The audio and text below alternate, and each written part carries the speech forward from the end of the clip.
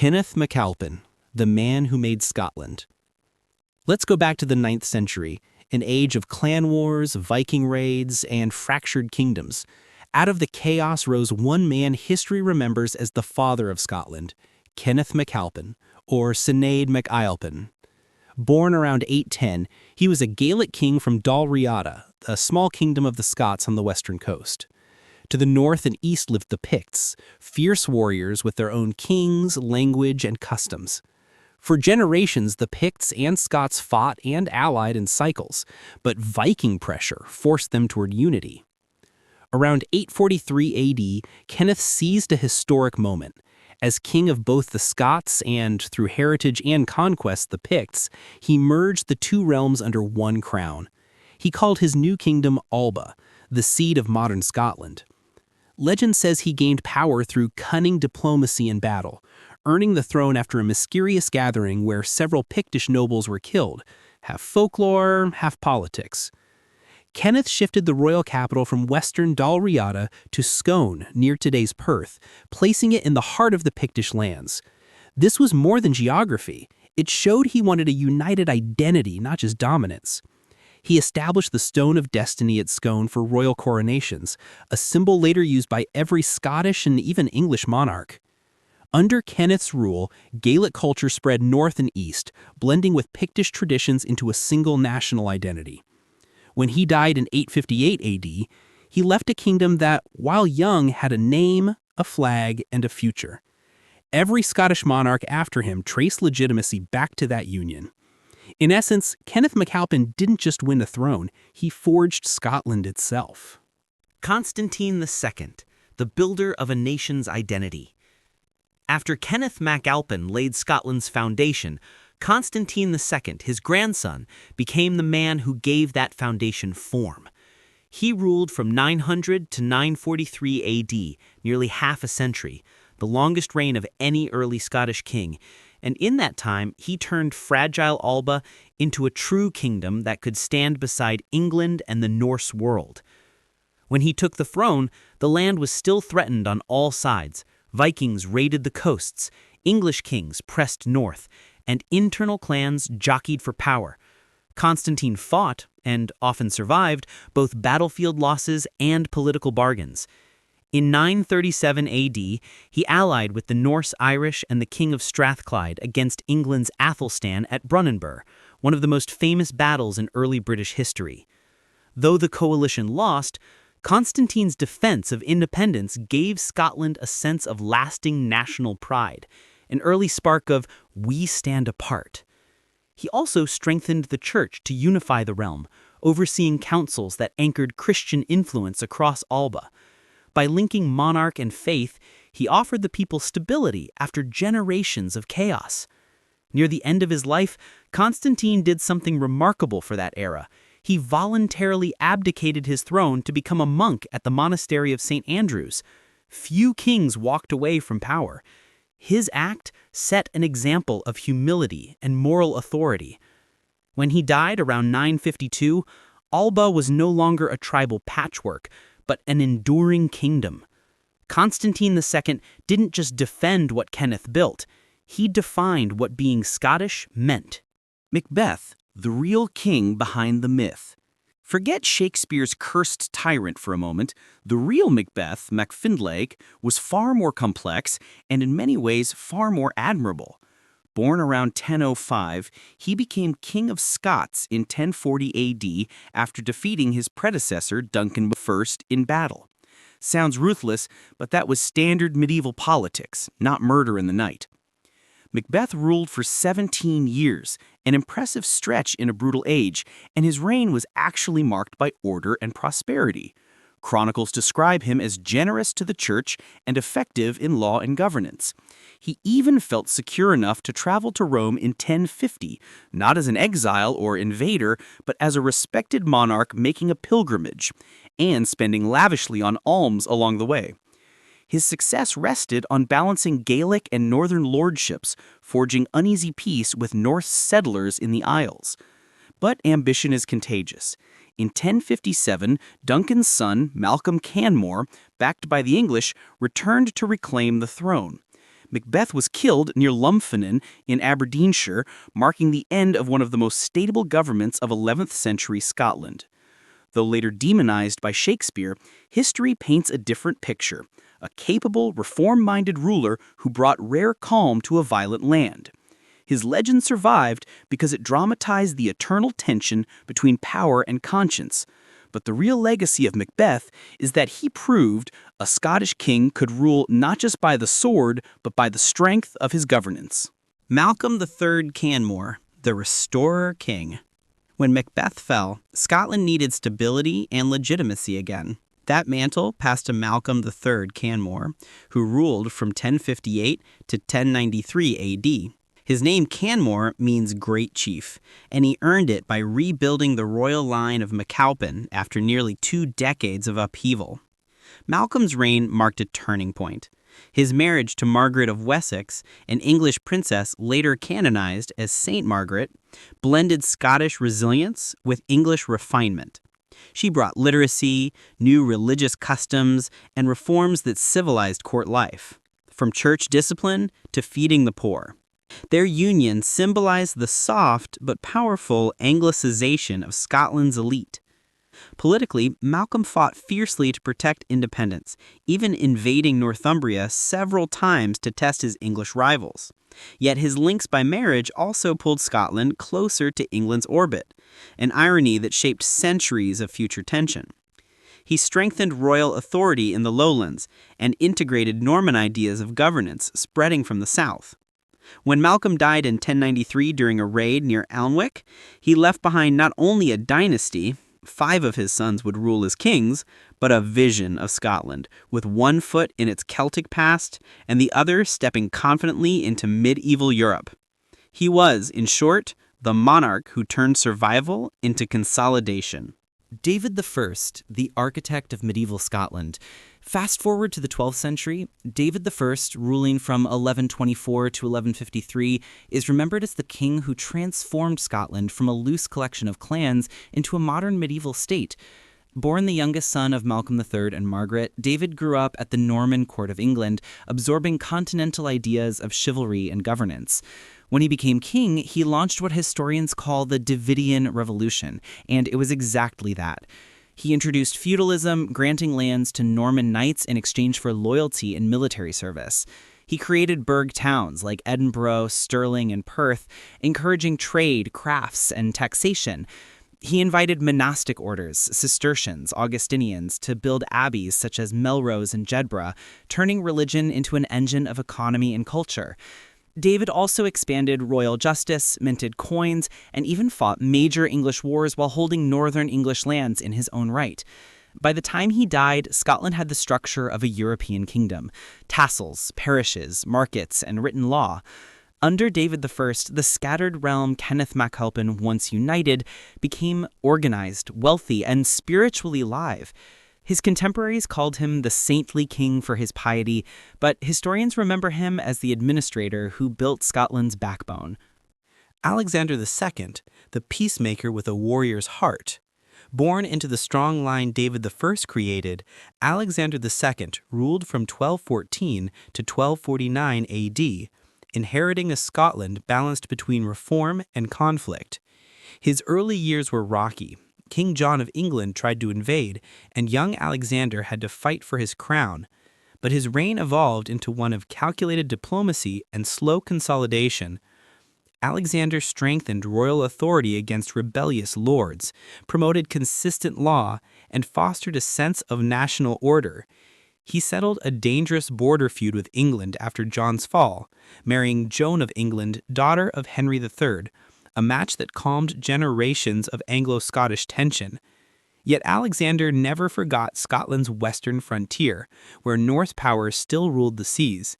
He dreamed of reclaiming the Hebrides and the Isle of Man to complete his realm. In 1249, he sailed west leading an invasion, but fever struck him before battle. He died on the island of Carrera, near Oban. Although his campaign remained unfinished, his policies laid the groundwork for his son Alexander III to succeed where he left off.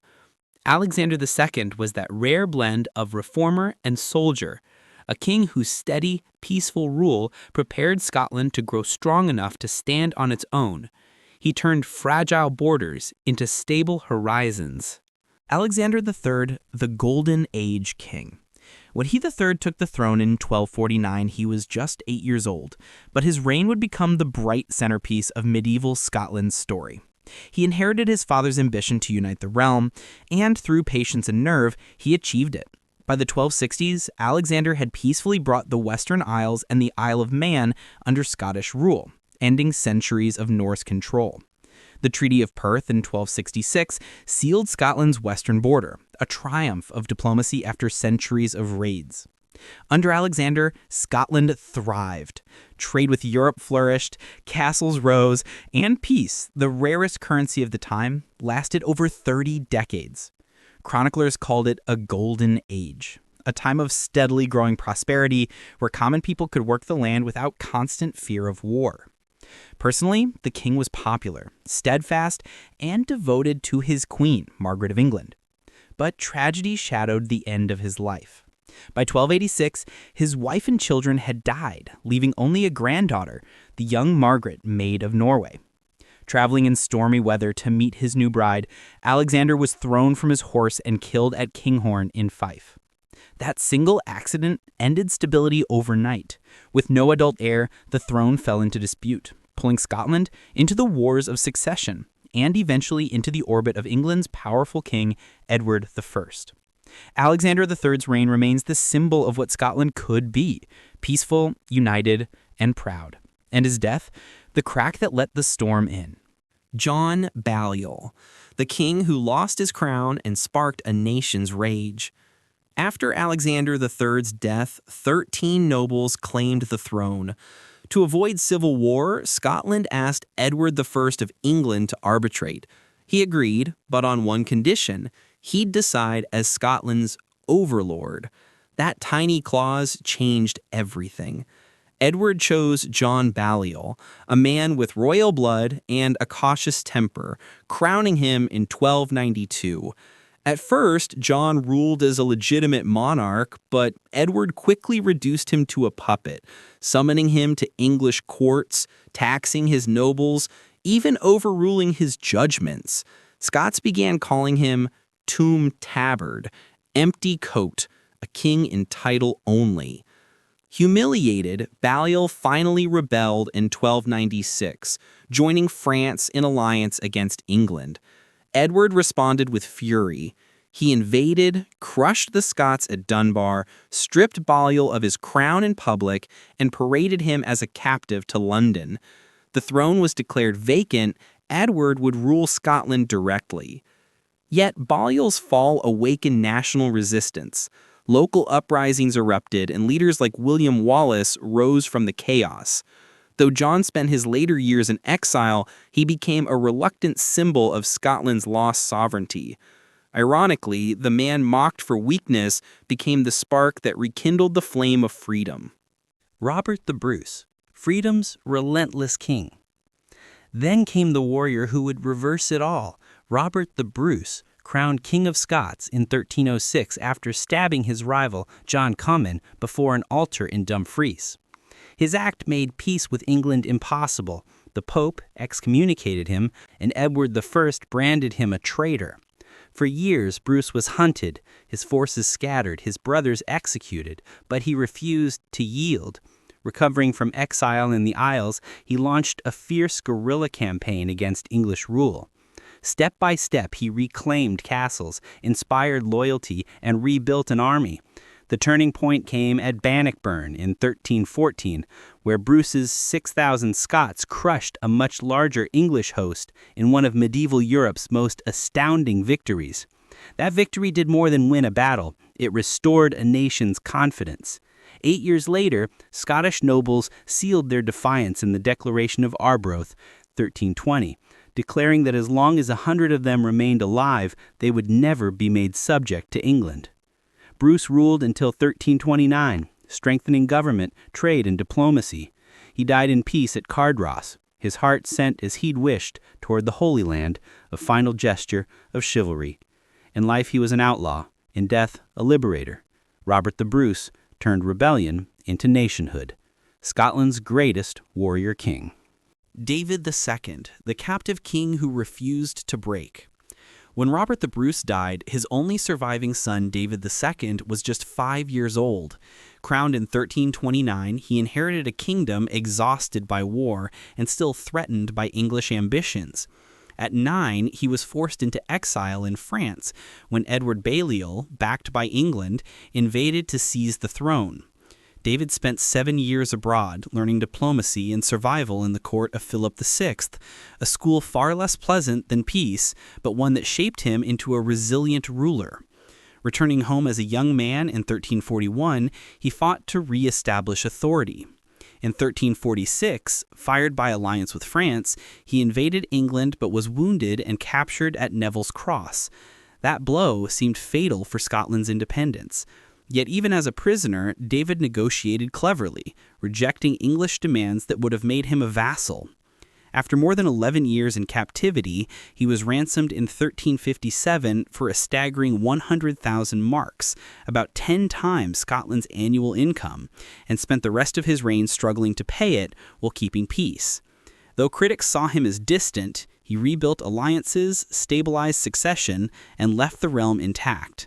When David II died childless in 1371, the Stuart dynasty succeeded him, but it was his endurance that made that future possible. Too stubborn to yield, too crafty to be a pawn, he was the quiet bridge between Bruce's glory and the age of the Stuarts. James I, the Renaissance king in a rough land.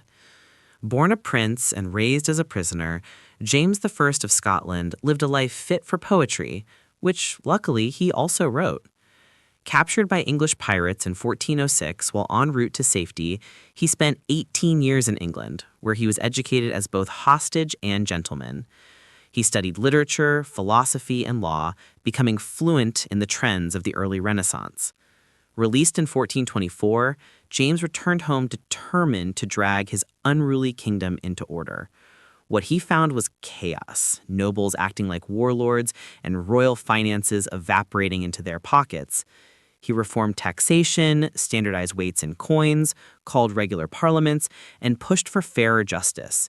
His code tightened administration more than Scotland had ever seen.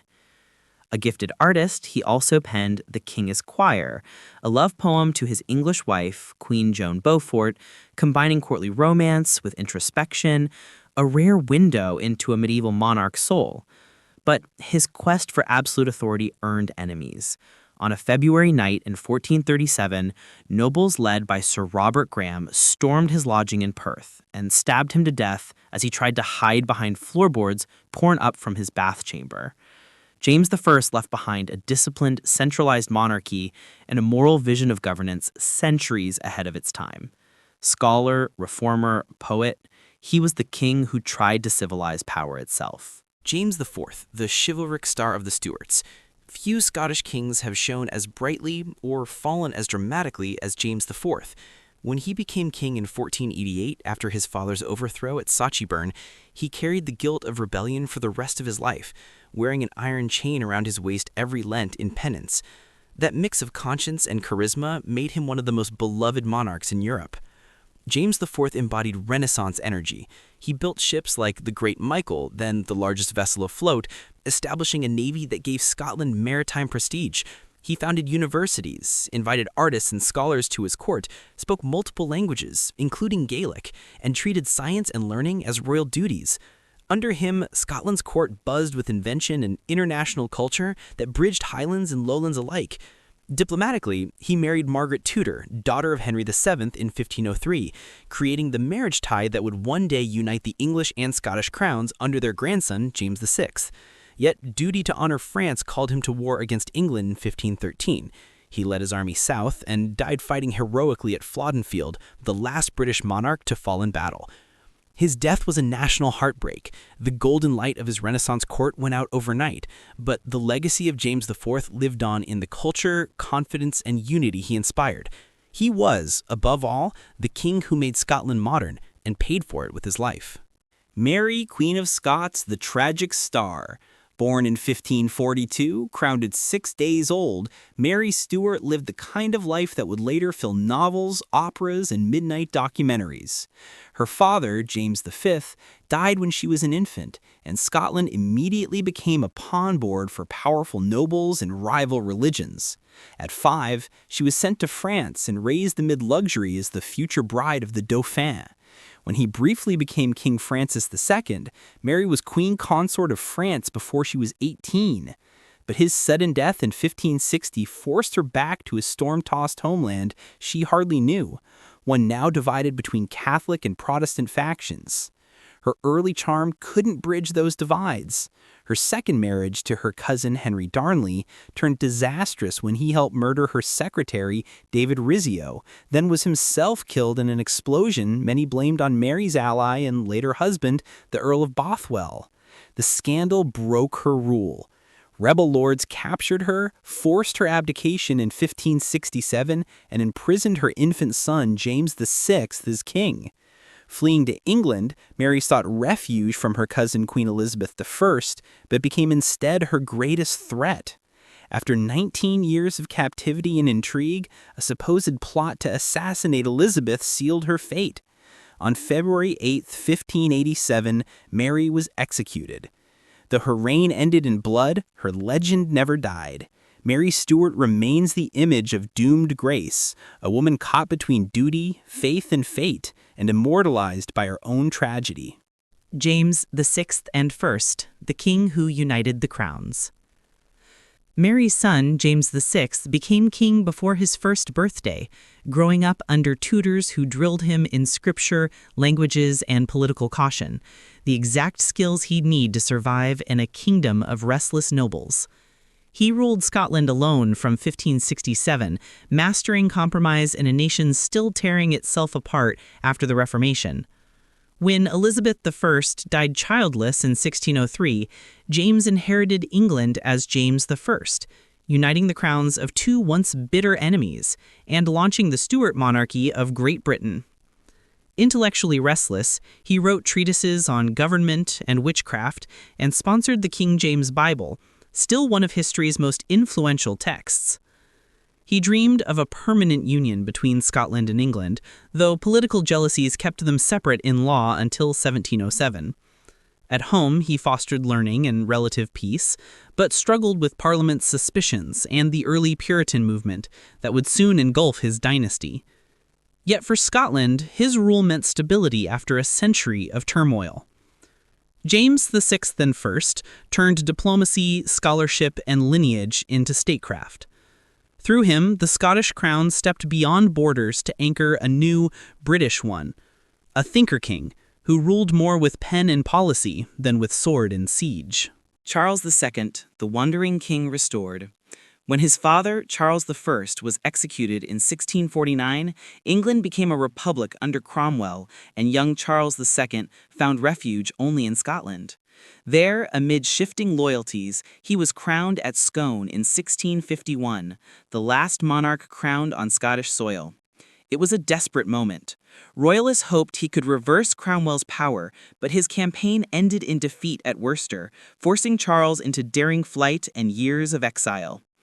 Those exiled years turned him worldly, charming, fluent in half a dozen tongues, skilled in diplomacy, laughter, and survival.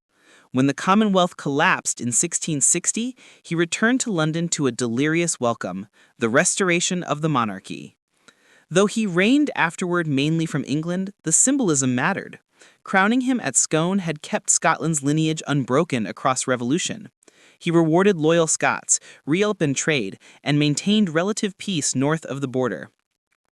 Charles II's wit, tolerance, and appetite made him both beloved and controversial, but politically, he finished the long journey begun by Kenneth MacAlpin and united by James VI, Scotland fully within a British monarchy. Playful, clever, never quite tame, Charles II closed the medieval Scottish arc with a flourish, turning survival into rebirth, the merry king who outlived the storm.